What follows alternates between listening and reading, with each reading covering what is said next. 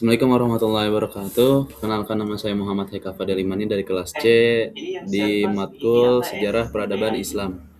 Pada video ini saya akan menyampaikan resume dan review buku Sirah Nabawiyah yang berjudul Ar-Rahiq Al-Maktum, karya dari Syekh Safiyur Rahman Al-Mabarakfuri.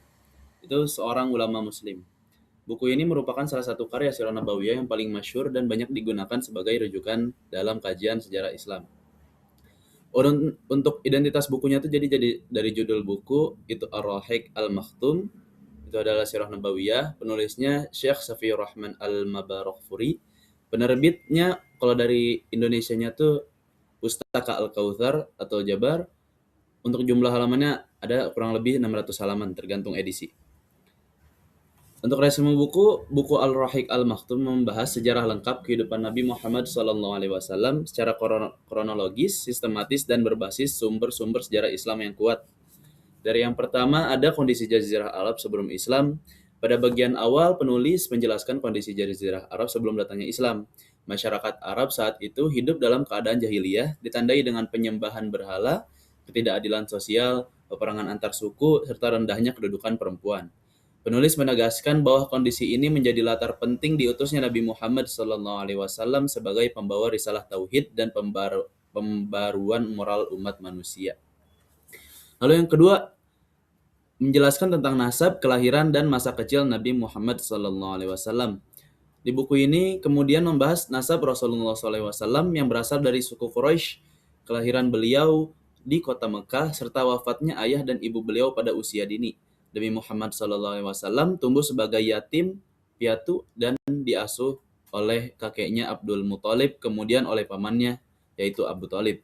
Penulis menekankan bahwa sejak kecil Rasulullah SAW dikenal memiliki akhlak yang mulia, jujur, dan amanah sehingga dijuluki Al-Amin oleh masyarakat Mekah.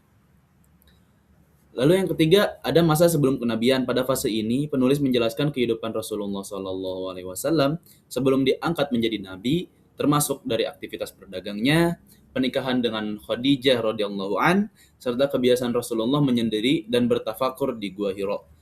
Bagian ini menunjukkan bahwa Rasulullah SAW telah dipersiapkan secara moral dan spiritual sebelum menerima wahyu dari Allah Subhanahu wa taala. Lalu selanjutnya ada turunnya wahyu dan awal dakwah beliau di Mekah.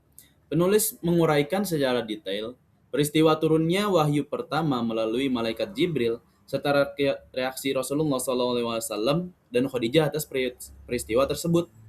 Dakwah pada fase Mekah dilakukan secara bertahap, dimulai secara sembunyi-sembunyi, kemudian secara terbuka. Penulis menjelaskan tantangan berat yang dihadapi Nabi dan para sahabat, termasuk intimidasi, pemboikotan, dan penyiksaan fisik. Peristiwa penting seperti hijrah ke Habasyah dan Isra Mi'raj juga dibahas sebagai bentuk pertolongan Allah kepada Rasulullah SAW. Lalu selanjutnya ada hijrah ke Madinah dan pembentukan masyarakat Islam. Setelah penolakan di Makkah semakin keras, Rasulullah SAW dan para sahabat berhijrah ke Madinah. Penulis menjelaskan proses hijrah secara rinci serta sambutan kaum Ansor kepada Rasulullah.